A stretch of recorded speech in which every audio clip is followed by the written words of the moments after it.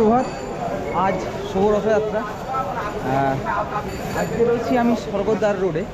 এই রোডটা সমুদ্র থেকে একদম ডিরেক্ট মন্দিরে চলে যাচ্ছে। এই যে দেখুন, এর মধ্যে কত মানুষজন আসতে শুরু করেছে। প্রচুর মানুষজন যাতায়াত করছে। এক একটা বিভিন্ন দলের প্রসেশন যাচ্ছে, মানুষজন সব যাচ্ছে। লেখা রয়েছে ভারত সেবাশ্রম সংঘ। তো হাজারো বললে ভুল হবে, লাখো লাখো মানুষ এরপর সকাল থেকে যাচ্ছে।